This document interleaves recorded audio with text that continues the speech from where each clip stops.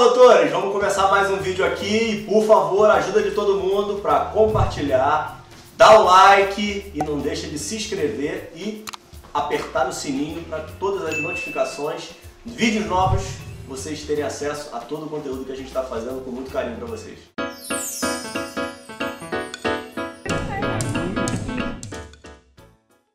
Fala, doutores! Eu sou Ricardo Valente, oftalmologista aqui do Rio de Janeiro, idealizador do canal Fala Doutores, sempre tentando trazer um pouquinho de luz aí para essa medicina momentaneamente um pouquinho assombrada, mas que, se Deus quiser, a gente vai trazer mais insights e luz para os jovens médicos e futuros grandes profissionais que vão trazer a antiga medicina que a gente sempre vem tentando buscar. Hoje a gente tem mais um super convidado. Hoje eu tenho a honra de apresentar um grande amigo meu, um irmãozão meu, que me ajuda pra caramba aí na vida. Posso chamar ele de mentor, tá? É um pouquinho mais novo que eu, mas eu chamo ele dessa forma. Dr. Diogo Augusto Rodrigues Rosa, médico oncologista, um gestor de saúde de mão cheia, especialista em VBHC, que vocês sabem que eu adoro, com passagem em Harvard, hoje no grupo Oncoclínicas e um dos maiores motivadores do início desse canal, porque ele tem hoje um super podcast voltado para a saúde, que se chama Ideias em Saúde, que vem fazendo um super sucesso aí no mercado de saúde, trazendo um monte de convidado e um monte de novidade e inovação para a gente. Fala, doutor Diogo, tudo bem? Ricardo, tudo bem? Prazer estar aqui com vocês. Olá a todos que estão escutando Fala Doutores. Muito bom estar aqui contigo, cara. Vamos lá, começa esse negócio, porque agora a gente está com essa... mudamos agora de Diogo Rodrigues para Diogo Rosa. Como é que tá isso daí? É uma mudança antiga que eu não sabia. Rapaz, você sabe que a história é a seguinte. Quando a gente estava na faculdade, né? Como o Ricardo falou, a gente se conhece há muito tempo, a gente é da mesma turma lá da Unirio, da Universidade Federal do Estado do Rio de Janeiro, e lá, assim, o médico tem que adotar um nome, né? Em determinado momento você descobre que você tem que adotar um nome comercial, né? E eu escolhi o nome, o Diogo Rosa, que é o sobrenome do meu pai, né? Que eu achava mais fácil de decorar e era menor, né? Só que aí eu terminei a residência de onco e entrei na aeronáutica. E quando eu entrei na aeronáutica, eu achei que Tenente Rodrigues era melhor do que Tenente Rosa, né? E aí foi basicamente isso. Então, quando eu voltei, né, eu fiquei um tempo lá em Belo Horizonte, então quando eu voltei, todo o pessoal que trabalhava comigo no Hospital de Força Aérea do Galeão, aqui no Rio, me conhecia como Rodrigues. Então, eu adotei o Diogo Rodrigues. Só tinha o pessoal da faculdade que me conhecia como Diogo Rosa. Então, hoje em dia o pessoal, conheço bastante gente pelo Brasil, então todo mundo me conhece como Diogo Rosa, mas tem muita gente que me conhece como Diogo Rodrigues. E aí no podcast eu acabei colocando o nome de Diogo Rodrigues, então eu tenho esses dois personagens aí rolando, mas é isso, é o que você falou, Diogo Rodrigues da Rosa, então acaba que eu sou a mesma pessoa, né? Aí por isso que eu normalmente boto Diogo R, para não ter essa dúvida. Só a mesma pessoa, entendeu? É ótimo. Tirando as dúvidas, né? Só tem um. Exatamente. Não, maravilha, Diogão. Me diz um negócio. Você é carioca da gema, né? Conta um pouquinho aí da tua infância, a parte acadêmica, acesso que teus pais tinham dentro da tua vida, formato da tua família. Fala um pouquinho da tua infância pra gente. Então, eu cresci no tradicional bairro da Zona Norte, Abolição. Eu cresci na Abolição, que é um bairro do subúrbio do Rio de Janeiro, né? Não tenho nenhum médico na família, minha mãe é assistente social. E eu lembro que sempre houve aí uma ideia, né? uma proposta de que eu fosse médico, né? E embora não tenha sido uma imposição, né? Minha mãe eventualmente comentava sobre isso, né? E eu tinha uma visão de cuidado dos pacientes muito voltada para essa coisa mais social, de bem-estar, enfim. Então, em determinado momento do colégio, eu estudei num colégio tradicional no MEA, chamado Metropolitano, e em determinado momento eu decidi fazer medicina. Não fiz muito esforço na época do vestibular, na verdade, estudei, né? Eu queria ser um bom aluno na escola, Mas já estava meio que decidido que ia fazer cursinho para vestibular, que não ia passar depois do terceiro ano, que ia fazer cursinho para vestibular, porque eu queria passar pela experiência, mas acabei passando para a Unirio, e então entrei na Faculdade de Medicina na mesma turma que você. Na escola você era dos melhores alunos, Jô? Cara, assim, o que aconteceu? Foi uma coisa muito interessante, foi meio acidental, né? Porque na oitava série, a minha escola começou a ter prova final. Não tinha prova final, eram 6 bimestres, era prova direta. E se você alcançasse aquela meta, você passava, né? E aí, quando teve na oitava série essa coisa da prova final, eu falei, cara, eu não quero ficar em prova final, quero ter mais tempo de férias. Eu estudei um pouco mais e passei direto em tudo. E aí eu descobri que a minha escola, todo ano, desde o primeiro ano, né, do primeiro grau, eles tinham uma turma que eram os melhores alunos. E aí eu acabei entrando nessa turma no primeiro ano do segundo grau. E aí eu fiz amizade com as pessoas e eu falei, cara, eu quero continuar com essas pessoas aqui, eu gostei do pessoal. E aí eu fiz um esforço um pouco maior ao longo do segundo grau para estar junto com esse pessoal. No terceiro ano, de fato, eu fiz um esforço maior assim para poder estar bem posicionado, né? Até porque eu pensava que talvez se eu tivesse bem posicionado eu ia conseguir uma bolsa em algum cursinho pré-vestibular. Então, no último ano, eu fiquei disputando sempre o primeiro lugar ali da colocação do terceiro ano, exatamente para poder, enfim, para poder estar. E acho que isso acabou contribuindo, né? Para ter um bom resultado no vestibular. E você teve muita mudança de colégio? Você estudou no mesmo colégio? Não, eu estudei no mesmo colégio, cara, do Jardim 1 até o terceiro ano. Eu estudei sempre no meu colégio, era um colégio mais tradicional, né? Era uma pegada, tipo de colégio que no Rio, infelizmente, está acabando, esses colégios estão sendo extintos, né? Para dar lugar a um colégio com uma metodologia diferente, né? Muito colégio bilíngue, muito colégio voltado para resultado, alguns colégios preparando, inclusive, para já sair do Brasil. O colégio era um colégio mais de formação humana, assim, então tinha uma coisa muito voltada para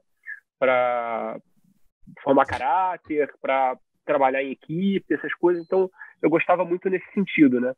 E aí foi isso. Por acaso, eu até conheci, depois de alguns anos, eu encontrei com o dono do colégio, né? E aí eu era muito ativo. No final do colégio, eu era muito ativo para a questão de qualidade de ensino, essas coisas, né? Então fiz até uma amizade legal, entendi melhor. É bom você conversar com um cara que é o dono do colégio, porque você entende várias coisas da tua história. Quando ele fala, o colégio era assim, então você vai meio que entendendo parte do que você baseado naquilo que você adquiriu no colégio que você estava, né? Uhum. Então foi isso. Então, existe ainda o colégio? Cara, se eu não me engano, o colégio, eu não sei se existe com esse nome, mas até onde eu sei, ele foi vendido para uma rede dessas grandes, né? Entendi. Porque o que aconteceu nessa região, na verdade, aconteceu uma boa parte da região do Rio, né? Da Zona Norte, é que houve quase que uma migração de boa parte da classe média da Zona Norte para a Zona Oeste do Rio, né? Principalmente depois de 96, quando a linha amarela foi inaugurada. Muita gente foi morar na Barra e no Recreio, né? Então, esse colégio, que era um colégio mais para classe média barra classe alta, ele acabou tendo dificuldade de se manter e acabou sendo vendido. Uhum. Tá. Teu irmão estudava também? Qual é a diferença de idade de vocês, Júlio? Meu irmão é 2 anos mais velho do que eu, só que ele era um ano adiantado, né? Ele fez programação na UERJ, ele é programador de formação. Trabalhou durante um tempo, ele entrou na internet, por assim dizer, né, no mercado de internet, logo quando o mercado de internet surgiu. Então ele rapidamente já virou gerente, se não me engano, de produto no site que ele trabalhava, saiu na capa do Boa Chance, um canal lá do jornal o Globo. E eventualmente ele abriu uma empresa dele, que é um portal que hoje é um dos, acho que é o maior portal de autoconhecimento do Brasil, que é o Personare, e ele toca isso lá com os funcionários. É um portal bastante legal. Então, acaba que eu troco muito, a minha cabeça nesse sentido é muito aberta em relação à questão de saúde, cuidado e bem-estar, né? Porque eu converso muito com ele sobre isso, né? Então, acaba que eu tenho uma visão muito ligada à medicina baseada em evidência, mas eu também escuto muito outras visões do que é saúde, do que é qualidade de vida, né? E, e ele acompanhou mais o lado do teu pai, né? Meio que empresarial e corporativo, né? E acabou que você foi mais pro lado da tua mãe assistencial, né? Podemos dizer dessa forma.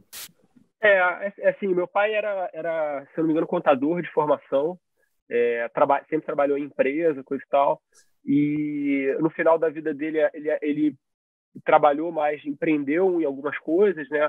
E o meu irmão não. O meu irmão, acho que ele teve essa ideia de meio que se lançar, por assim dizer, e começar uma coisa, Tá. na verdade, com o melhor amigo e com a então namorada, que hoje é a esposa dele, né? E então, que no final das contas, assim, de certa forma, nós médicos, a gente também empreende de uma maneira Sim.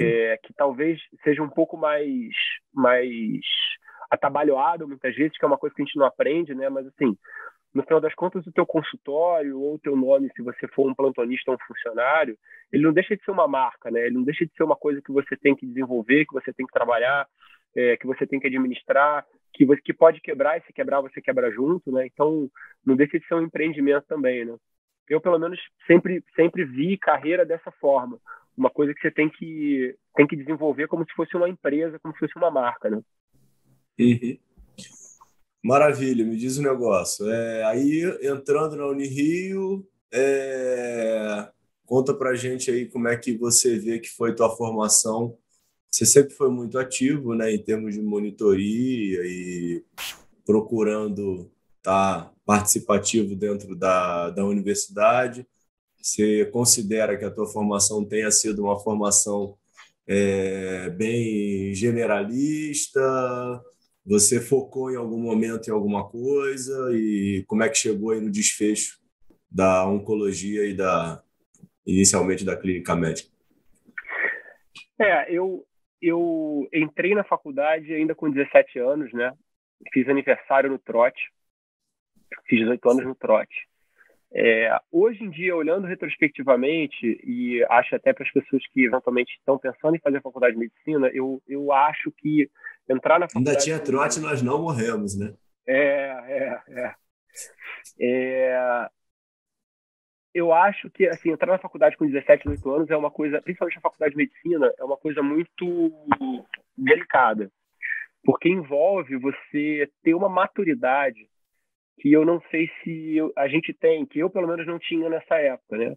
Porque, de fato, como eu falei, eu saí aí de uma realidade que era o subúrbio do Rio de Janeiro e meio que você ganha o mundo, né, cara? Eu falava assim, cara, são três coisas que você, assim, quando você entra na faculdade, você conhece niteroense, você conhece judeu, você conhece um monte de pessoas diferentes que você fala, cara, eu só ouço falar dessas pessoas, essas pessoas existem, né? E você fica amigo delas. Assim, aí o niteroense ele tem a cultura própria, o judeu tem a cultura própria, e iguais tem outros, assim, né? É, e aí, cara, você você entrar nessa realidade. A terceira coisa, você conhece estrangeiros, né? Então a gente tinha na nossa turma paraguaio, africano, né? Tem dois amigos de Cabo Verde, uma menina, se não me engano, de Moçambique, uma nigeriana. Então você meio que você conhece umas pessoas muito diferentes. Então o mundo abre muito rápido. E assim, eu acho que é como se você estivesse dentro de uma sala que a luz está muito, muito reduzida e de repente você abre e está um sol absurdo. Você fica meio ofuscado essa luz, essa ofuscação, às vezes ela demora até você se acostumar com ela. E às vezes ela demora meses, até anos. Então, eu via muita gente meio deslumbrado ou meio perdido, meio desorientado nessa faculdade, eu inclusive, né? Então demora um pouco, você demora um pouco para ter um norte, que às vezes é uma maturidade, talvez ver um pouco mais o mundo, trabalhar um pouco numa coisa qualquer, ou até viajar se você tem essa possibilidade, acaba te preparando melhor para a faculdade. Mas enfim, eu entrei na faculdade então com 18 anos, é, acho que a nossa faculdade é uma faculdade muito boa no sentido de que ela coloca muito você com o pé no chão sobre qual é a realidade do médico brasileiro. Eu acho que outras faculdades que eu conheço, colegas, tanto no Rio quanto no Brasil, né? Muitas vezes a questão do ego é uma coisa que acaba te afastando um pouco da realidade.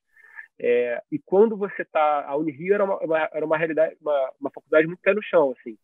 Você ia sair com o diploma se você estudasse, enfim, você ia ter um aprendizado legal, mas você tinha que aprender que você tinha que correr atrás. Isso era uma fama que os alunos da Unirio têm, né? O pessoal da Unirio é um pessoal que corre atrás, que para mim é uma ótima fama, né? Se você for conhecido como um cara que trabalha para conseguir as coisas, está bom demais. Como você falou, eu comecei uma monitoria, eu comecei a ser monitor no segundo período e fui monitor até o 12º, né? Comecei como monitor de bioquímica depois e de biofísica. Quando terminamos a anatomia no primeiro ano, virei monitor de anatomia e eu queria ser cirurgião até boa parte da metade, talvez, do curso de medicina. E aí eu, por acaso, encontrei com o Luiz Gustavo Bessa, que é um mega clínico, excelente clínico aqui do Rio de Janeiro, que tinha sido interno na enfermaria que eu rodava aprendendo semiologia. E aí, numa conversa com ele, assim, uma conversa de 15 minutos, ele mudou totalmente a minha cabeça e eu decidi ser clínico. E aí eu virei monitor de semiologia também. E daí eu ainda conciliei um tempo a monitoria de anatomia, então é muito legal porque eu tenho uma certa visão um pouco diferente, né, habilidade, prática, essas coisas de dissecção. Mas aí fui para o lado da semiologia e lá eu fiquei até o final da faculdade.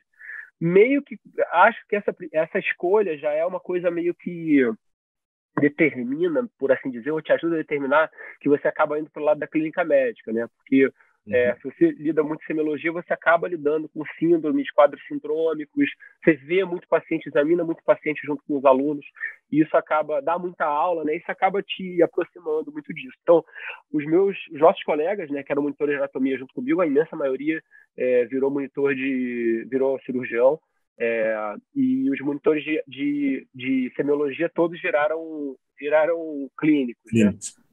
E aí eu optei por ir para fazer clínica médica. Tive a oportunidade de fazer clínica médica no Hospital Pedro Ernesto, que eu tive assim excelentes mestres lá. O professor Fernão Pungi da Costa Pinto, que já não está mais com a gente, o professor Siciliano, o professor Haroldo Coelho e o Luiz André, que foram excelentes médicos, cada um da sua maneira, complementavam muito bem o nosso aprendizado. Então foram 2 anos muito, muito ricos, por assim dizer, de aprendizado. O pessoal da UERJ tem o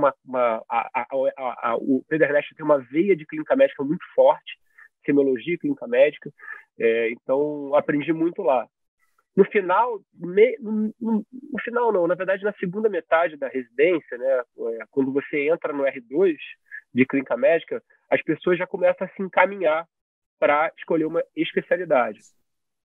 E a forma como a residência de clínica médica funciona lá na UERJ, você entra numa enfermaria com mais 4 amigos e você fica com eles até o final da residência. Fica alternando as enfermarias, os postos, mas são essas 4 pessoas que são seus colegas de residência. E aí os outros 4 já tinham escolhido as especialidades. Uma pessoa foi ser geriatra, outra endocrinologista, outra gastro e outra pneumo, né?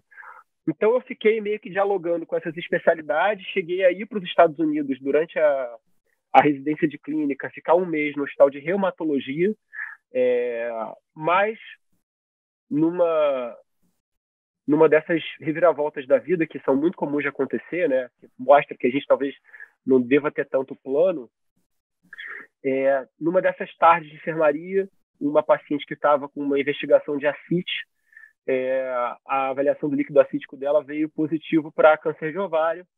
E aí alguém falou: Diogo, você é o R2, alguém tem que dar notícia para a paciente, vai lá e dá notícia para a paciente que ela tem câncer. Um câncer metastático já, com metástase superitônia. Né? E, cara, para mim foi uma coisa assim, era uma cena de novela, né? Você tinha 25 anos, né? Eu tinha, cara, isso foi em 2007, né? Eu tinha 25 anos. Então eu tinha todo um drama formado, né, daquilo que eu imaginava que eu teria que fazer. Então eu fui para a enfermaria, tinha uma varanda grande, eu montei lá um local para conversar com ela, enfim, era uma tarde bonita, assim, tinha umas árvores em volta, era um ambiente muito, muito acolhedor, né? E aí eu sentei e assim, sem ter muita formação, infelizmente a gente tinha que ter mais formação sobre mais notícias, né? Mas falei, conversei com e tal, enfim. No final eu falei, olha, de fato, esse líquido deu um câncer, então é um câncer que já está num outro órgão, que é o peritônio, e você vai ter que fazer quimioterapia, enfim. Já tinha mais ou menos uma ideia do que ia falar. E aí, cara, assim, a paciente soltou uma lágrima. Aí eu continuei conversando com ela, com tal, assim. Ela, tá bom, doutor. Aí voltou pro leito dela, né? E aí eu, enfim, até para tentar me afastar um pouco da situação e tentar manter a cabeça no lugar, eu fui fazer outras coisas, checar exame, fazer prescrição, essas coisas que a gente faz numa enfermaria de tarde, resolver pendências, né? E aí, quando eu estava indo embora, sei lá, 1 hora depois da nossa conversa, eu fui ver a paciente estava lendo uma revista sentada tranquilamente, né? E eu estava esperando, cara, que a paciente ia ficar aos prantos, ela ia ficar descontrolada, ia começar a gritar, enfim. Eu estava achando que ela queria pular da janela, assim. E, assim, ela lidou muito bem com a situação. Pula para frente, ela fez quimioterapia, eu a vi no consultório meses depois, ela estava ótima, com resposta completa. Isso abriu um pouco a minha cabeça. Tá aí, cara. Pô, talvez a oncologia fosse uma coisa que eu topasse fazer. E aí fiz a prova, passei para o UFRJ, que foi uma experiência excelente também. Foram 3 anos de residência. Oncologia não é uma especialidade fácil, porque é toda uma farmacologia diferente, é uma visão diferente de medicina. O objetivo, muitas vezes, você sabe que você vai perder para a doença, né? É diferente, por exemplo, sei lá, de uma oftalmo, cirurgia em geral e outras doenças várias, né? Você sabe que você vai perder para a doença. E o que você pode fazer, na verdade, é travar batalhas que você vai do lado do paciente para tentar melhorar a qualidade de vida dele e aumentar o tempo de vida dele sem comprometer demais essa mesma qualidade de vida. Então, a oncologia, nesse sentido, foi um aprendizado muito bom. Não é uma especialidade fácil. Ela tem muitos desafios, né? Quando eu entrei, e desde que eu entrei, na verdade, a gente sabe de pessoas com problemas psicológicos, depressão, ansiedade, suicídio. Então, eu sempre lidei com a oncologia de uma forma muito franca, mas assim, cara, você é como se fosse um treinador de leão, entendeu? Você tá botando a cabeça dentro da boca dele, mas você sabe que você tem que tomar cuidado, né? Então, embora seja uma especialidade muito bonita e que você tem uma possibilidade de ajudar muita gente, eu sempre vi como uma especialidade também que tinha que ser muito bem, você tinha que estar muito bem atento ao que estava acontecendo, fazer sempre um exame de consciência pessoal, ver se você estava lidando da melhor forma possível com a realidade para não se deixar levar pelo processo psicológico, muitas vezes, do cenário da doença em si, né? Tá. E me diz uma coisa, como é que você começou a fazer essa proteção e essa certa blindagem que a maioria de vocês oncologistas começa a construir durante a carreira? E aí, diga-se de passagem, eu posso dar uma opinião externa, né? Você é uma pessoa ultra, hiper humana, né? E que é impossível você não ter relacionamento com os teus pacientes com o jeito que você conduz a tua vida. Então, só que por outro lado, né, se você acaba tendo muita relação com muitas perdas, né, você acaba perdendo muito e acaba não contribuindo no final, esse é o meu ponto de vista. Como é que você conseguiu aí? Vamos colocar até uma dica aí para o pessoal que está começando a fazer onco, né? Como é que você vê que, ou você acha que não vale a pena fazer blindagem nenhuma, peito aberto e vamos pro front? Essa pergunta é muito interessante. Então, vamos lá. Eu comecei a estudar psicologia na faculdade. A gente teve, acho que, 2 períodos de psicologia na faculdade. Eu acho que psicologia deveria ser uma especialidade que assim, se deveria dedicar... O médico deveria estudar psicologia ao longo de toda a faculdade e levar para o resto da vida. Alguns anos depois que eu me formei, eu entrei em contato com um psicólogo que é bastante famoso, que é o Viktor Frankl, que escreveu um livro chamado Em Busca de Sentido, que é considerado um dos 10 livros que influenciaram o pensamento norte-americano no século XX. Então, para quem não sabe, o Frankl era um psicólogo, se eu não me engano, ele é austríaco, né? Ou alemão, não tenho certeza, mas enfim, ele era judeu é austríaco, né? Ele era judeu e ele ficou preso há alguns anos em campos de concentração, inclusive em Auschwitz, e ele perdeu a esposa, o pai, a mãe, a irmã, enfim, a esposa estava grávida.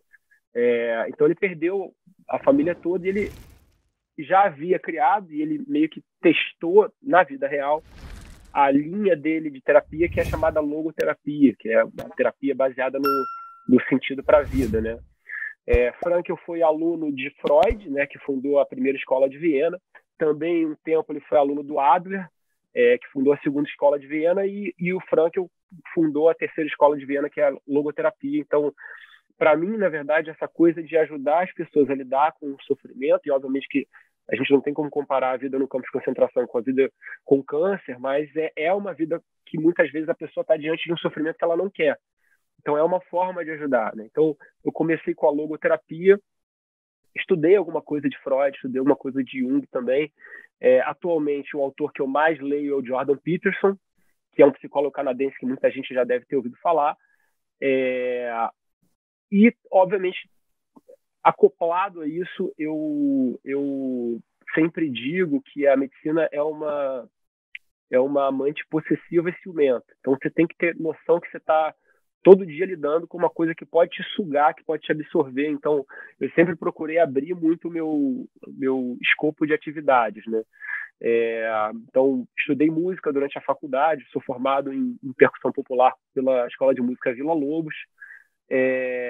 Escrevo artigos, eventualmente, gosto muito de cinema, já escrevi peça de teatro, já escrevi roteiro de filme, então eu tenho uma outra via, e você sabe muito bem que, para mim, uma coisa muito importante que foi muito importante, principalmente na residência de oncologia, é você ter uma vida espiritual, que não necessariamente é religião, mas uma vida espiritual, uma vida transcendental bem equilibrada, né? Para, eventualmente, você colocar no sofrimento o seu devido valor e a sua devida importância, né? Se a gente foca somente no objetival, eu não quero que a pessoa sofra, você vai provavelmente estar alheio à realidade, porque o sofrimento ele faz parte da vida desde o momento que você nasce, e o que você precisa fazer é dar um sentido para ele, entender que esse sofrimento pode gerar uma coisa boa. E eu acho que essa clareza de pensamento sempre me ajudou muito. Teve um momento, principalmente na residência de onco, que eu precisei ir à missa todo dia. Eu sou católico, então isso era uma coisa que eu ia à missa e ia para atender, né? Isso durou quase um ano, e isso me ajudou bastante em várias coisas a também encontrar o caminho. Hoje, na prática, eu vejo o espaço, eu entendo, cara, que assim, você tá de fato, você lidar com o sofrimento das pessoas é uma coisa que assim, não tem como. É como você cozinhar uma comida num fogão a lenha. Assim, você vai se queimar, inevitavelmente você vai se queimar, você vai perder a mão muitas vezes, mas você não pode deixar de fazer isso. Você tem que continuar, porque tem uma pessoa ali que está precisando, alguém está precisando do teu trabalho, da tua ajuda, e eventualmente, se isso acontecer, faz parte, e aí você tem que ter meios, na verdade, de cuidar das próprias feridas para continuar ajudando os outros, né? Então, vamos resumir isso daí. Você está sugerindo que a pessoa tenha um processo de autoconhecimento, adquira diversas angústias nesse autoconhecimento, tenha uma certa saída com os amigos, com o esporte, com o lazer em geral, vamos colocar até um certo nível de alienação, um pouco pesada a palavra, mas nesse nível. E, no final das contas, perceba que nada disso é tão importante e encontre na religião um conforto que muitas pessoas que entram nesse caminho, né, graças a Deus, adquirem, né? Acho que a gente pode ir um pouquinho dessa forma, né? E eu acho que faz todo sentido. Porque o que eu acho que acontece, assim, se você, por exemplo, você está sentindo mal, um paciente seu morreu, por exemplo. Se você quiser simplesmente suplantar esse sentimento por alguma outra coisa mais forte, O que você vai fazer, na verdade, é afundar aquilo que você está sentindo e você vai se anestesiar com uma outra coisa, entendeu? Com uma outra sensação, com outro pensamento. E o que muitas vezes você precisa fazer é olhar para esse de frente, olhar para esse bicho de frente, olhar para ele e falar assim: o que você tem para me dizer? O que você quer me dizer? E aí, porque aí você vai conseguir lidar com os outros aspectos da vida de uma forma muito mais tranquila, muito mais objetiva.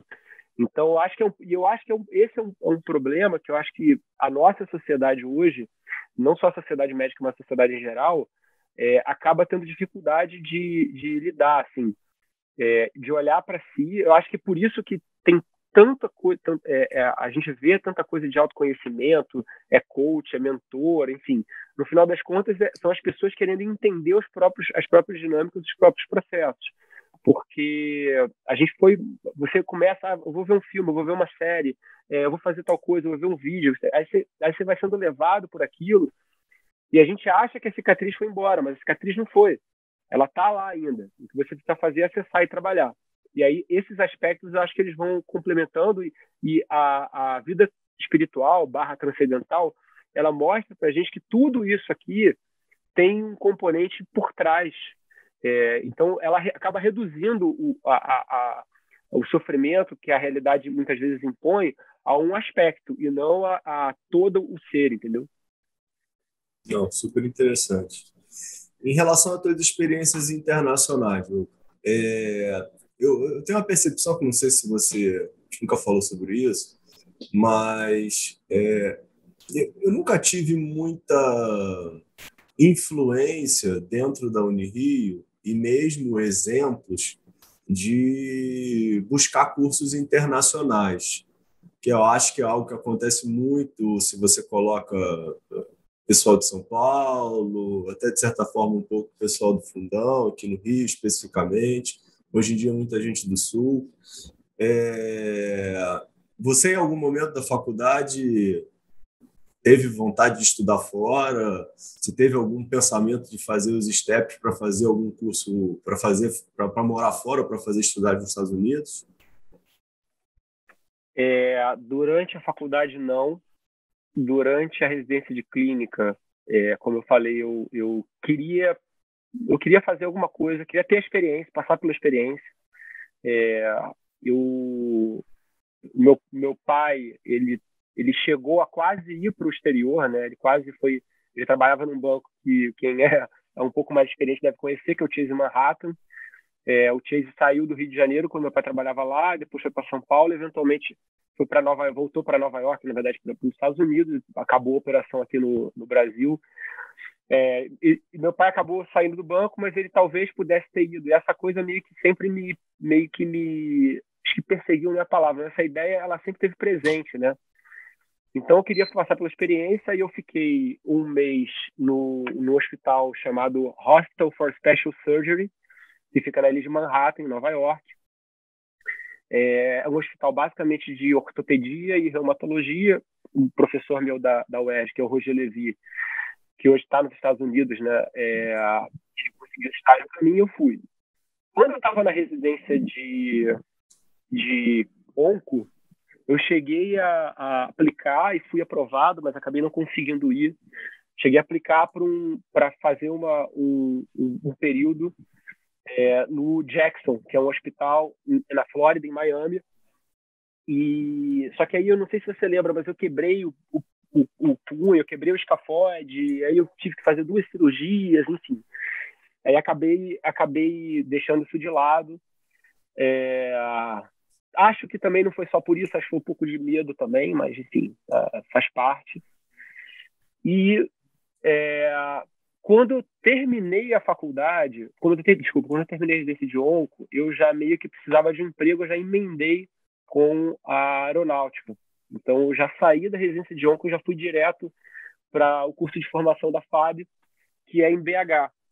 Então, a maioria das pessoas que vai para os Estados Unidos, eles vão logo depois da residência, ficam 1, 2 anos lá fazendo um fellow, enfim.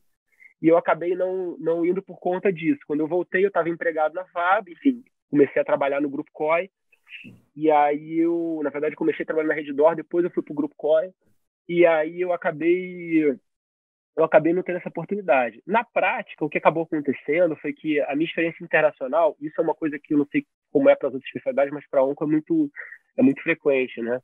A gente acaba interagindo e visitando muitos centros dos Estados Unidos e da Europa, muitas vezes a convite de eventos da indústria farmacêutica, né? Então eu já fui para Filadélfia, eu já fui para o Texas, eu já fui para a Europa, para Madrid. Visitei um hospital na Flórida, que é o Celebration, que era um hospital que é especializado em cirurgia robótica, que formou boa parte da primeira geração de cirurgia robótica aqui do Brasil.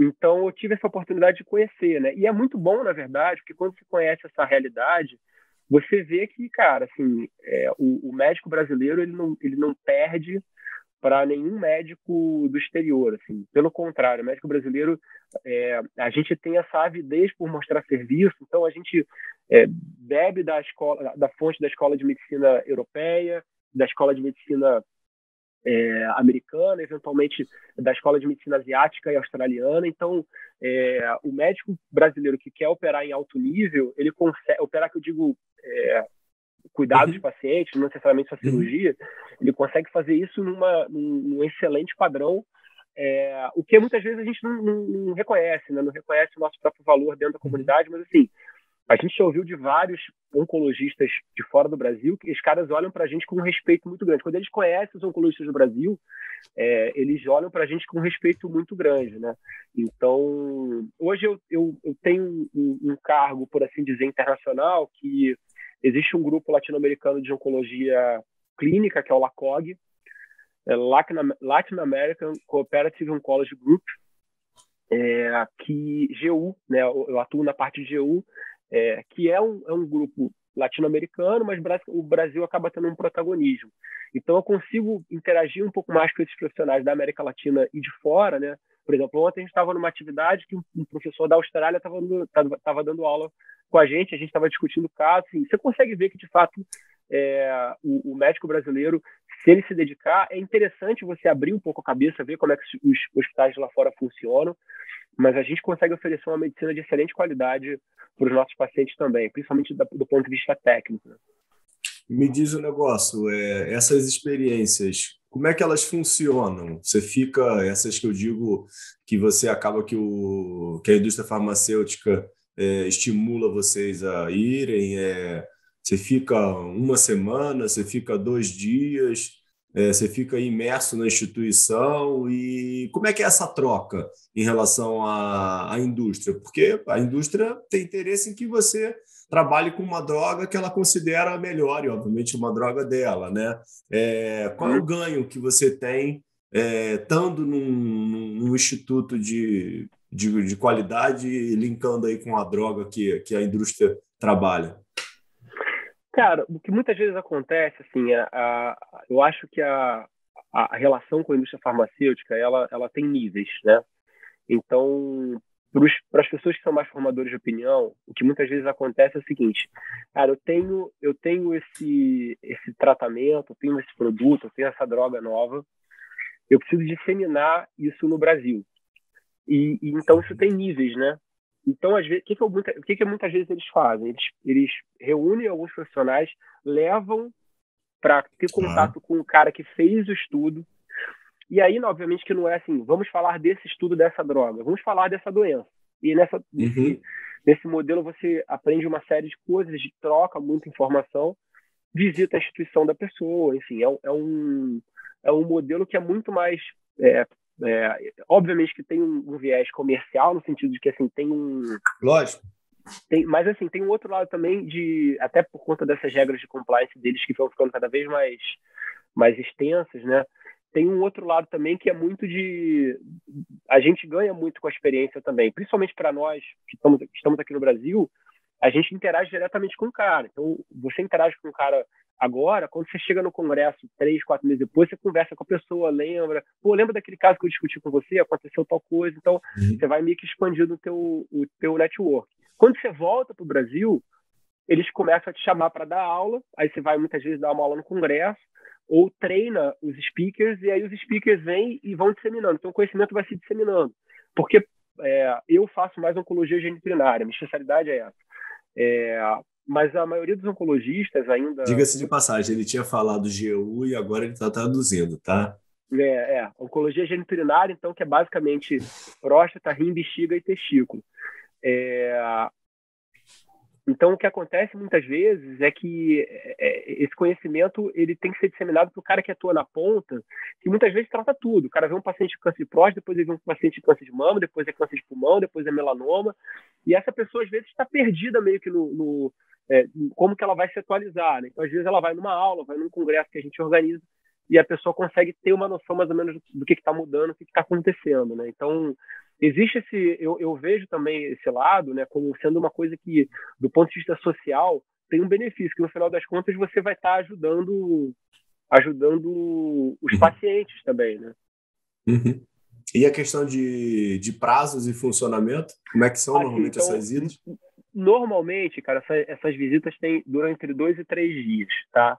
Eu já fiquei mais tempo, por exemplo, quando a gente estava montando o centro oncológico, quando eu estava ainda no Grupo COI, que depois virou Américas, a gente tinha uma parceria com o MD Anderson, que fica em Houston, no Texas. Então, eu fiquei uma semana lá. Aí não foi uma coisa ligada à indústria farmacêutica, né? E eu acho que, assim, se você quer conhecer as práticas, talvez você precise ficar um pouco mais de tempo. Mas se você quer só conhecer os processos, ver como é que as coisas funcionam, conhecer a estrutura, talvez 2, 3 dias é mais do que suficiente, porque depois de um tempo você entende que tem muita coisa que assim, hotelaria que é um pouco melhor, estrutura, então assim, é uma coisa que a maioria dos médicos aqui no Brasil não tem. O cara tem uma sala em que ele senta com o computador dele para escrever os artigos dele, para responder e-mail, para ter reunião, e o consultório dele é só um lugar que o paciente está lá esperando, ele vai lá, atende e vai embora, né? Isso é uma coisa que a maioria dos médicos aqui não tem. Muitas vezes você tem mais facilidade de acesso à tecnologia, coisa e tal, mas depois de um tempo você entende que o padrão é esse, e aí não sei se vale tanto a pena, né? Não precisa ficar tanto tempo, né? No hospital que eu fiquei em Nova York foi bom porque eu conheci um pouco melhor o fluxo, né? Então, assim, eu ia do CTI ao ambulatório, interagia com todo mundo, né? Mas eu acho que não é uma experiência que você precisa ter muitas vezes. 1, 2 vezes já é suficiente, pelo menos, para você entender como é que o processo funciona, né? Certamente é uma experiência positiva. Dentro dessas suas idas e vindas, onde é que você teve uma ganha e uma mudança maior na qualidade do teu inglês? Nesse mês que você ficou lá em Nova York, ou você já era super seguro pela tua formação aqui pelo Brasil? Cara, não, eu acho que foi em Nova York. Quando eu fiquei lá, eu ainda estava com um amigo brasileiro, né? Que a gente estava junto lá, então ainda falava bastante português com ele.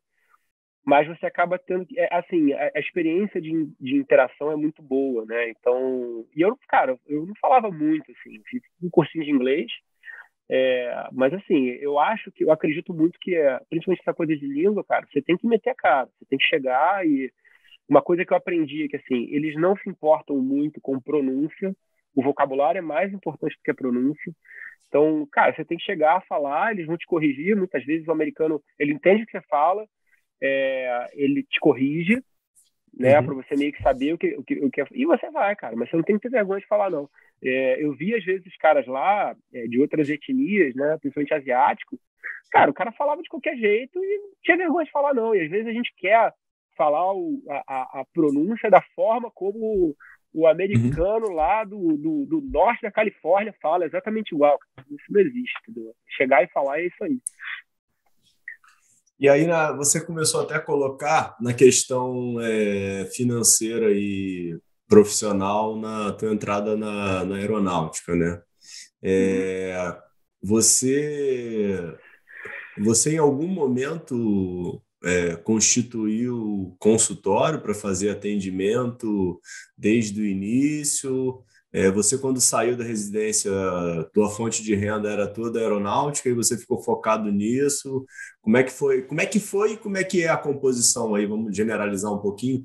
Na maioria da parte da Onco, o pessoal normalmente trabalha em instituição, a maioria abre consultório desde o início, só abre depois de um tempo de nome. Como é que foi a tua experiência? Como é que você vê o mercado? Essa aí é talvez uma das perguntas mais importantes para quem... Acho que a gente pode expandir isso para o tema carreira como um todo, né? A nossa geração, né, os que se formaram nos anos 2000, né, na primeira década dos anos 2000, talvez seja a última geração que vivia com a história de que você precisava ter um emprego público. Então, isso era uma coisa que era meio que uma realidade. Eu sei que você tinha o seu, eu também tinha o meu, que era aeronáutica. Um pouco antes de eu terminar a residência, de entrar na aeronáutica, eu já comecei a trabalhar no Grupo COI. Era assistente de um grande amigo, um grande oncologista aqui do Rio de Janeiro, que é o Alexandre Paladino, que hoje é o chefe da oncologia do INCA. Era assistente dele. Então, eu já tinha meio que um emprego, por assim dizer, começando, passava visita, enfim. Mas eu tinha falado, Paladino, eu vou precisar ficar 4 meses fora para fazer o treinamento de aeronáutica, depois eu vou voltar.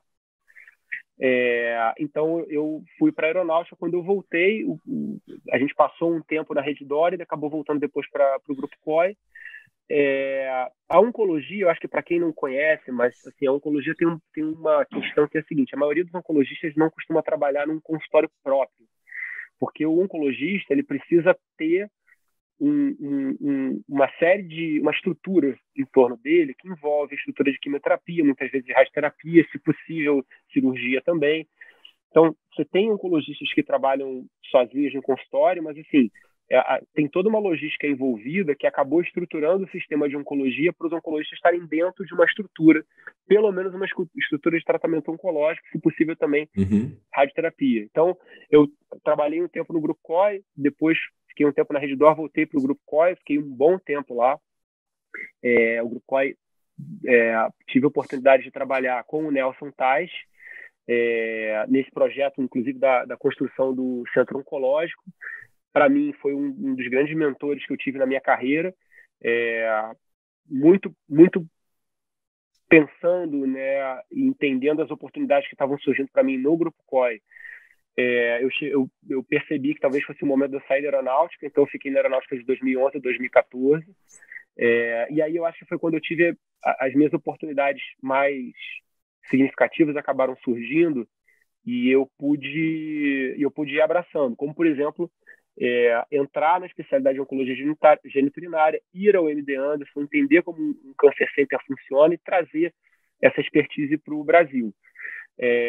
Naquela época, o Grupo COI estava começando uma parceria com o America's Medical City, que é um complexo médico, para quem não conhece, Rio de Janeiro, que fica na Barra da Tijuca, que estava sendo inaugurado, com 2 hospitais e um centro ambulatorial. E aí eu tive a missão de começar o ambulatório multidisciplinar e o projeto de oncologia geniturinária lá, e felizmente foi um projeto campeão, enfim, funcionou muito bem, com reunião multidisciplinar, com atendimento multidisciplinar, foi um projeto bem legal. Eventualmente o Grupo COI foi vendido para United Health Group, né? O Nelson continuou um tempo ainda na liderança, depois saiu, e eventualmente assim virou Américas Oncologia, virou um grupo nacional, e em determinado momento eu acabei recebendo um convite para integrar o grupo Oncoclínicas, que é onde eu estou. A minha visão é que assim, boa parte das minhas opções não teriam acontecido se eu tivesse ainda preso a um emprego público. Então eu tive que abrir mão disso para poder ficar mais solto. Eu ouvi uma vez de uma grande amiga, Juliane Musacchio, que é uma hematologista muito famosa aqui no Rio, que ela falou: quando você abre mão de emprego público que você começa a pegar as melhores opções. Foi exatamente isso que aconteceu. Provavelmente vários congressos e vários eventos internacionais que eu fui, eu não poderia ter ido, porque você tem toda uma logística para poder ir, você tem que pedir autorização, enfim, eu não poderia ter ido. E respondendo também a tua pergunta em relação à questão da remuneração, basicamente eu estou dentro hoje desse grupo, tenho várias atividades dentro do grupo, né? Também dou aulas, enfim, tenho outras coisas, mas meu emprego principal, por assim dizer, é dentro do grupo Oncoclínicas, que a maioria dos oncologistas hoje acaba trabalhando num serviço, talvez 2 no máximo, mas normalmente acabam trabalhando num serviço só, e dentro desse serviço aí fazem atividades diversas, né? Porque não, como você falou no início, eu não tenho só oncologia, eu tenho outras, assistência no caso, né? Eu tenho outras atividades e acabo atuando nessas outras coisas também. Tá, mas avaliar sucesso e obra pronta é a coisa mais fácil do mundo, né? Então, assim, baseado nisso, quando você teve que fazer essa escolha de abdicar da aeronáutica, acredito que a tua maior remuneração vinha da aeronáutica, né? Ou você já tinha um equilíbrio financeiro entre as duas fontes e foi mais fácil essa decisão. Como é que você vê isso? Então, acho que mais do que o equilíbrio financeiro é a segurança. E aí eu dou um exemplo concreto, que era quando eu já estava meio que decidido de sair, eu conversei com um colega ortopedista no refeitório lá do hospital. Uhum. E ele falou, cara, para que você vai sair, cara? Pô, ele falou, olha, a única segurança que eu tenho é que quando eu tiver 54 anos, eu vou estar tranquilo, ganhando os meus R$ 9.000 por mês sem precisar trabalhar.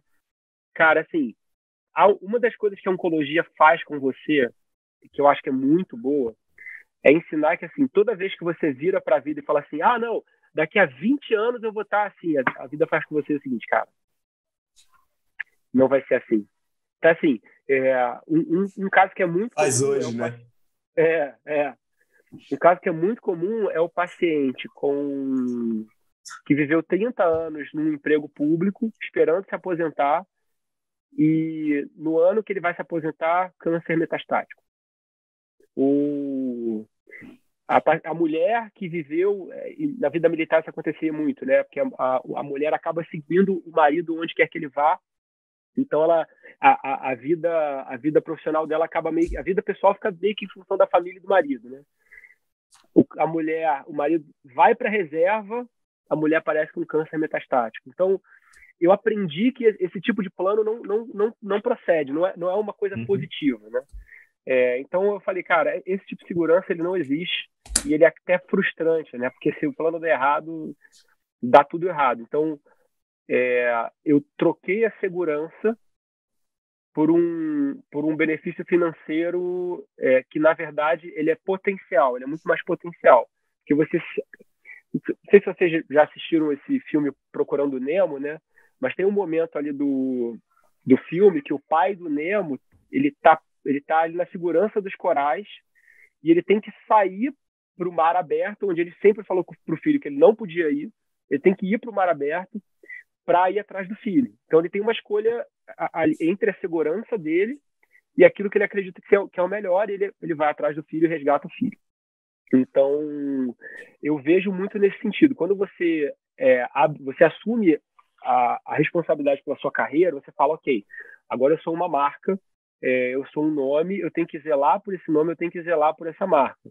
Como é que eu vou fazer isso? A gente pode até entrar naquilo que eu considero como são os 5 aspectos mais importantes para você ter uma boa carreira.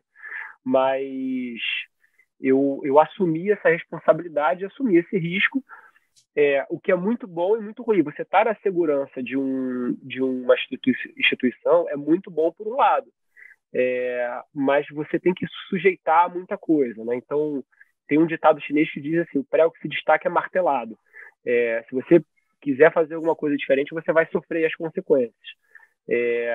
Então, tem esse outro lado também, né? Você pode, quando você está livre para ir para onde você quer, você pode ir para onde você quiser. E isso tem um preço que, ao meu ver, é impagável, que é maior até do que o ganho financeiro, porque você está livre para poder seguir o caminho que você quiser, para fazer o que você quiser. E isso eu acho que não é para todo mundo, diga-se de passagem. Pode parecer na minha fala que isso é uma coisa que que é a escolha de ir para uma instituição é uma coisa pejorativa, de forma alguma. Eu acho que depende muito do temperamento, da personalidade de cada um. Mas, no meu caso, eu prefiro, como eu tenho uma tendência a ter muitas ideias e querer fazer muitos projetos, eu acabo optando por esse lado, mas eu entendo que tem muita gente que o local dessas pessoas é numa instituição, é numa empresa ou numa empresa pública, não tem problema nenhum nisso, e a pessoa é capaz de se realizar profissionalmente, realizar um bom trabalho. Perfeito. Me diz um negócio, e aí a gente coloca um pouquinho aí, entrando de certa forma no teu pessoal, como é que você coloca aí o papel da Jo, da tua esposa. Vocês têm aí uma família relativamente grande, né? Em que você sempre tem a característica, você sempre coloca que ir aumentando o número de filhos, acaba que o trabalho ele já tá feito, né? Então não muda tanto, né? Porém, tem toda uma dificuldade, né? Que é o fato de você estar bem presente aí na questão do teu trabalho, viajando bastante. E, por outro lado, você sempre foi muito presente aí com teus filhos e com ela. Como é que você vê aí toda a colaboração que ela te dá aí para você conseguir construir essa tua trajetória? Cara, essa pergunta é muito boa, porque assim, uma vez eu estava conversando com um amigo meu, que ele é peruano, casado com uma brasileira, e eles têm 4 filhos, né?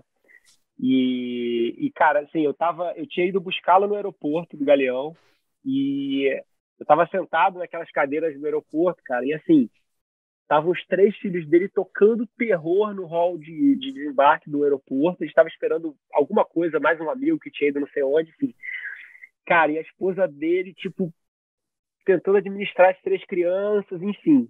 E esse cara falou uma coisa muito legal. Ele falou: Joe, olha só, para você ter uma família grande, você precisa de uma mulher com coragem. E eu falei, cara, realmente precisa ter coragem para encarar essas crianças aí, né? E encarar as dificuldades, né? E aí, depois de alguns anos já casado, né, com a Ju, acho que a gente já tinha, talvez o José Henrique, o terceiro, não tinha nascido, Maria Luísa e João Paulo já. Eu tive essa conversa com ela, falei com ela sobre essa conversa e ela falou, cara, mas é coragem também de enfrentar a sociedade, assim, no sentido de que a mulher hoje ela tem um papel que está cada vez mais sendo desenhado, né? Então, era a ideia que a mulher fosse livre para fazer o que ela quisesse. Muitas vezes é muito comum, quando eu falo que tem 3 filhos, as pessoas já falam, caramba, pô, assim, é legal porque, assim, a partir do 4º, se Deus quiser, a gente vai ter, as pessoas já começam a conversar, perguntar se é com a mesma mulher, né? Já aconteceu isso algumas vezes. Então, eu acho legal porque existe um template, por mais que as pessoas não queiram, existe uma expectativa de como que você deve se comportar, do que você deve ter. Respondendo a tua pergunta, a maior parte do trabalho é da mulher, na verdade, né? E não é uma questão tanto social, eu acho que é uma questão psicológica. A criança, ela precisa da mãe, ela precisa a criança é um ser essencialmente emotivo, né? E ela precisa daquela base emocional da mãe para se manter firme no mundo. Isso tem uma base psicológica, comportamental, né? Que a mãe ajuda a criança nesse sentido. Existe um momento que existe uma transição da criança para ela começar a interagir com o mundo, que aí é quando eu acho que o pai começa a ajudar mais a criança, principalmente no momento da transição aí da infância para a adolescência, que cabe ao pai mostrar para a criança que está crescendo a necessidade dela enxergar o mundo, dela enfrentar o mundo, dela lidar com os desafios do mundo e o sofrimento, que talvez, cara, seja um dos grandes problemas dessa geração que está vindo agora, né? A gente ouve falar dessa nova geração de millennials que está virando médico, né? Da dificuldade que eles têm de encarar os pequenos sofrimentos da realidade, que são as oportunidades que a gente tem de ter um crescimento humano, né? Então, uma das coisas que de fato me ajudou muito quando eu saí de um dos empregos foi que eu tive mais tempo de ficar com as crianças, né? Então, eu faço muito trabalho remoto, consigo estar com eles entre uma atividade e outra, né? Viajo muito, agora não mais, né, por conta da pandemia, mas eu viajava bastante antes da pandemia, né? Eram assim, 3, 4 viagens internacionais por ano. saía para dar aula pelo Brasil ou para ir para reunião em São Paulo, era quase todo mês, às vezes 2 vezes por mês. Então tinha isso, né? Mas assim, se você tem uma mulher que tá te apoiando, né? Que na verdade não é isso, não é você que está se apoiando nela, é ela que está te apoiando, é ela que te ajuda, né? As coisas não só ficam fáceis, mas elas fazem sentido, elas funcionam, né? E ela, assim, diga de passagem, a minha esposa, cara, ela tem mestrado, doutorado pela COP, ela é engenheira química, ela trabalha na ANP, ela, de alguma forma, enquanto a gente está gravando isso aqui, ela estava fazendo uma apresentação e, de alguma forma, ela estava administrando as 3 crianças ali. O homem, eu sempre brinco, né, que assim, o homem ele só consegue fazer uma coisa ao mesmo tempo, né? A mulher, cara, ela tá lá, tá com a criança no colo, tá fazendo comida, tá pintando a parede, tá rebocando o teto e resolvendo uma equação de 10º grau. E, cara, tá tudo bem. Se eu quiser, sei lá, passar um exame pro computador, eu tenho que prender a respiração para conseguir me dedicar a isso, né? A hemoglobina tá de 12, PSA tá 0, enfim. Então, a mulher, nesse sentido, ela é muito mais completa que o homem, né? Não, maravilha. Não, e me diz um negócio. Como é que começou e da onde veio a inspiração para começar a montar e fazer o podcast aí que você vem fazendo tão bem, o Ideias em Saúde? Cara, o Ideias em Saúde, ele nasce, na verdade, em 2013, quando a Aline e eu, a gente tinha uma ideia de ter um canal com mais 2 amigos. A gente teve um canal chamado 2 Minutos contra o Câncer, a Aline Gonçalves, eu, a Ana Carolina Nobre e o Leandro Moreno, né? A gente começou o canal numa época que ninguém fazia nada no YouTube. A gente teve essa ideia de fazer vídeos pequenos. 2013, ou talvez um pouquinho depois, 2015 talvez, a gente teve essa ideia de fazer vídeos pequenos, informativos, né? A gente acabou não conseguindo ir para frente, né? Porque a gente não conseguia conciliar as agendas, era muito difícil de gravar, enfim. Pra você ter uma ideia, teve alguns vídeos que a gente gravou que a gente teve que se encontrar um sábado às 6 horas da manhã para a gente conseguir, enfim, produzir alguma coisa, conciliar as agendas, né? Aí esse projeto acabou ficando de lado e em 2019,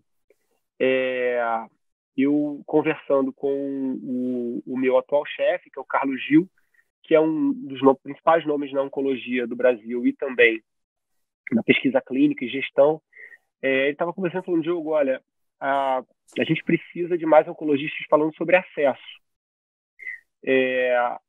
Porque é um tema muito, muito, muito difícil e tem pouca gente falando. Mas eu falei, tá, Gil, mas o que é acesso? Aí ele falou de várias coisas. Eu falei, cara, acesso é acesso à tecnologia, acesso ao serviço, acesso ao médico, enfim. E aí eu fui conversar com o Nelson um pouco. Nelson, o que você entende como acesso? Ele falou, cara, acesso. Aí começou a falar. Eu falei, peraí, talvez... Eu falei, mas eu quero um livro para ler. Ele falou, não tem livro, não tem esse material. Tem um monte de gente falando sobre isso, mas não tem um material específico. Tem muita estatística, mas não tem material específico. A ideia seria fazer um livro entrevistando 20 pessoas. Então, eu pegava a entrevista, transcrevia isso para um livro e lançava esse livro falando sobre... O tema seria Acesso, o Desafio na Saúde do Brasil. O que aconteceu? Então, a gente começou esse projeto, começou a fazer as entrevistas em novembro de 2019, tá? Começou um projeto muito legal, a gente conversou com muita gente boa, começou a falar sobre o modelo de saúde do Brasil, as conversas muito, muito interessantes. A gente falou sobre navegação de pacientes, que é uma coisa que muita gente não fala. A gente falou sobre farmacoeconomia, sobre avaliação de tecnologias de saúde. Os primeiros episódios vão muito nesse sentido. Pesquisa clínica. A pesquisa clínica acaba sendo uma forma de você dar oportunidade para um paciente do SUS a ter um acesso a uma medicação que nem nos Estados Unidos tem, através de uma pesquisa clínica. E aí, em fevereiro de 2020, todo mundo sabe, veio a pandemia, né? A pandemia começou no Brasil. E aí a gente fez um episódio falando sobre... Cara, vamos fazer um episódio sobre a pandemia, né? Aí a gente fez um episódio sobre a pandemia. E a pandemia veio, chegou, e a gente tem vários episódios falando sobre pandemia, obviamente que o mundo todo mudou, e a gente acabou sendo uma forma de tentar meio que seguir o que estava acontecendo, dialogar com a realidade do Brasil e do mundo na pandemia. Eu gosto de dizer que, assim, os meus bisnetos, quando eles forem estudar sobre a pandemia de Covid-19, eles vão olhar, vão pegar esse podcast, eles vão poder escutar e eles vão falar, cara, o que de fato o meu bisavô estava pensando nessa época? Como é que era a cabeça das pessoas? Então, acho que, assim, o podcast, nesse sentido, ele deixou de ser uma coisa que assim, se a gente tivesse decidido fazer um livro, o livro a gente teria que jogar, né? Porque ele se perdeu totalmente, não faz mais sentido falar do que era antes, pré-pandemia, como não faz sentido de nada, de comércio, educação, de medicina, né? Então, a gente abordou diversos assuntos e o podcast hoje, ao meu ver, ele tem um papel muito mais de discutir ideias, projetos, inovação de tecnologia, empreendedorismo, coisas que vão poder, para quem está escutando, vão poder amplificar diversas habilidades, não só habilidades técnicas, mas principalmente habilidades sociais, habilidades pessoais, que a pessoa vai poder escutar e vai falar, cara, vai abrir a cabeça, né? Te dou um exemplo concreto. O episódio de navegação de pacientes, que é um projeto muito legal da Secretaria Estadual do Rio de Janeiro, para ajudar os pacientes a ter acesso àquilo que ele já tem direito, que não é furar fila, você pegar o paciente que precisa de uma mamografia, arrumar uma vaga para esse paciente, ele fazer a mamografia, arrumar uma vaga para fazer biópsia, ele fazer a biópsia, arrumar uma vaga para ter uma consulta na oncologia ou na mastologia, enfim. Baseado nesse episódio, uma enfermeira que cuida da navegação intra-hospitalar dentro de um hospital grande aqui do Rio de Janeiro, ela ouviu o episódio, ela montou um projeto e o projeto está em andamento. Que era a nossa ideia, assim, cara, se alguém escutar isso e o negócio funcionar, já valeu, né? Então, para a gente, é muito, por um lado, a oportunidade de você discutir, conversar, e também, por outro lado, ajudar, né? Quando o Nelson virou ministro, a gente fez um episódio, horas depois, soltou o episódio em que a gente falava da nossa impressão do que queria fazer. Infelizmente, ele acabou saindo muito rápido, não teve oportunidade de falar mais sobre isso, mas foi uma oportunidade também da gente dar a nossa contribuição para a sociedade daquilo que estava acontecendo, né? E essa é a ideia do podcast hoje, né?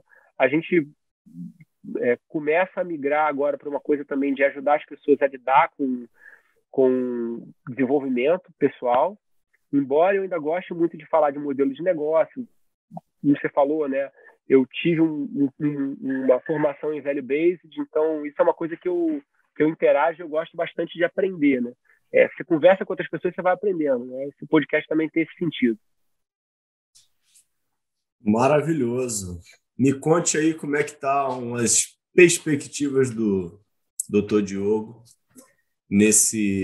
a gente está hoje, é dia 16 de abril que a gente está gravando, números ruins ainda da pandemia, se Deus quiser, vamos reduzir essa curva aí. E como é que você vê aí essa possível retomada de economia, essa melhora da medicina? Planejamento estratégico para 5 anos, doutor Diogo. O que você vê aí? Tua realidade e perspectiva para a medicina que a gente está vivendo hoje.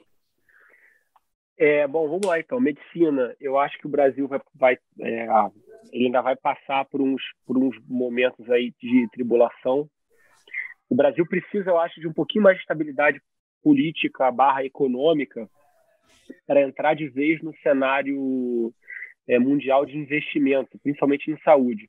Então, você vê já uns investimentos nesse sentido, mas quando isso acontecer, vai ser de fato muito forte, né? Até porque o Brasil está muito barato do ponto de vista de câmbio, né? E cada vez mais o mercado internacional vai querer investir nisso, já está investindo, mas já querer investir mais. Eu vejo a saúde no Brasil passando por um momento de mudança muito grande em que o Estado vai precisar mais da iniciativa privada para poder prestar os serviços, para poder fazer as coisas, porque eu acho que o SUS vai depender muito do Estado, principalmente o isso vai depender muito da iniciativa privada, principalmente para as coisas de alto custo, que demandam um cuidado e uma gestão financeira muito alta. Então, eu acho que alguns tipos de tratamento, alguns tipos de procedimentos vão necessitar aí de um auxílio da iniciativa privada. Então, a gente vai ver muita parceria nesse sentido. Pessoalmente, eu me vejo atuando, eu quero continuar atuando na minha especialidade, que é uma coisa que eu gosto muito. Quero trabalhar mais com pesquisa clínica, principalmente no LACOG, mas também na minha instituição, que são os braços que eu trabalho. Tenho desenvolvido muitas atividades educacionais, tanto para oncologia quanto para profissionais de saúde em geral. Quero desenvolver mais isso também. O Ideias em Saúde, a gente está começando a desenvolver parcerias focadas nisso, e é uma coisa que eu penso bastante também.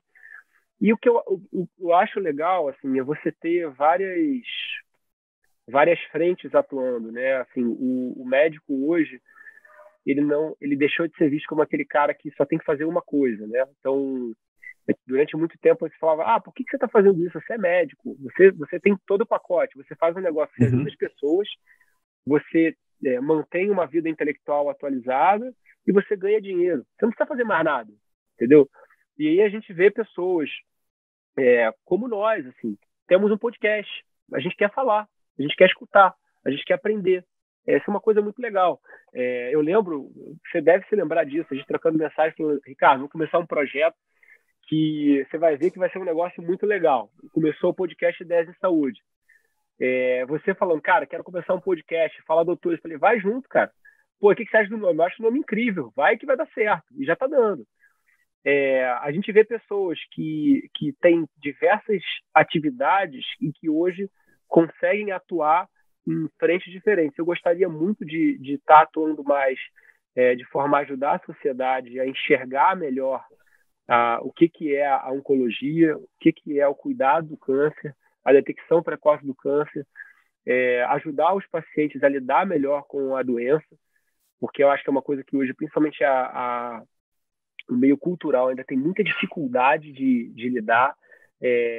Novelas, filmes, séries, sempre passa o paciente com câncer com aquele estereótipo de ser uma pessoa que está morrendo.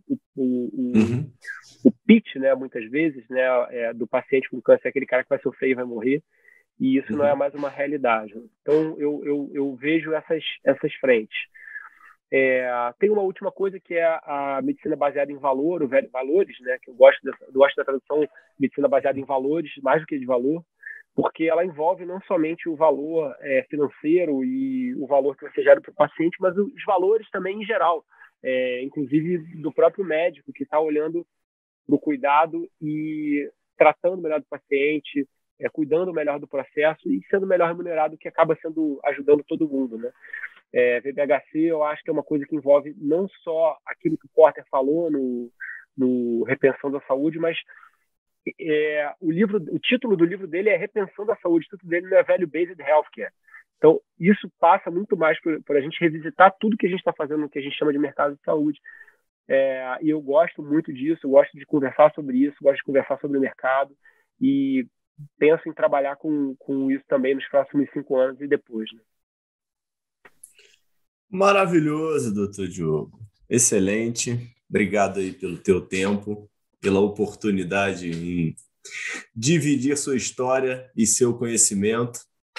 Vou tirar muito spot desse vídeo. Vai ter muito videozinho pequeno que a gente vai fazer. É bom, hein? E ainda não falamos aí dos seus 5 características aí para... Vou linkar aqui. Pedir para o Rafa e para a Gabi botar na descrição aqui. Você tem que fazer um podcast Aline te entrevistando para você falar sobre esses teus projetos novos, mas assim, de verdade, você sabe a admiração que eu tenho por você, tá? Além de um amigão, uma pessoa que é mesmo iluminada, tem um diferencial humano e técnico muito grande. Então, poxa, obrigado, um prazerzão aí te ter aí conversando e fazendo parte aí desse projetozinho que tomara que dê certo. Ricardo, eu que agradeço, te parabenizo também por esse podcast, que é uma oportunidade da gente ouvir bons exemplos, escutar, aprender com pessoas que estão fazendo. A gente precisa disso, né? Então, às vezes, a gente na faculdade de medicina ou na vida profissional, a gente tinha contato com 1, 2, 3 bons exemplos e a internet permite que você assuma qualquer pessoa como seu mentor, e isso tem uma vantagem muito grande. Eu ontem estava conversando com um amigo em comum, o Vander Cortese, que muita gente conhece, um grande empresário da nossa geração do mercado de saúde. Estava conversando com ele sobre um autor que eu apresentei para ele. Ele falou, cara, eu estou consumindo tudo que esse cara produz. Para quem quiser saber, é o Naval Ravikant, que é um cara excelente, um mega investidor e tem uma visão muito boa do mundo e do mercado. E eu acho que a gente tem essa oportunidade. Você entra em contato com uma pessoa, gostei da forma como essa pessoa pensa, você começa a ver o que essa pessoa produz, o conteúdo que ela produz. Então, de verdade, Ricardo, quero te parabenizar. Você é um cara que tem um carisma incrível, uma disposição para atrair as pessoas ao teu redor. Então, esse podcast é um podcast muito bom, iniciativa muito boa. Então, você está de parabéns, é um prazer estar aqui contigo. Abraço, meu amigo.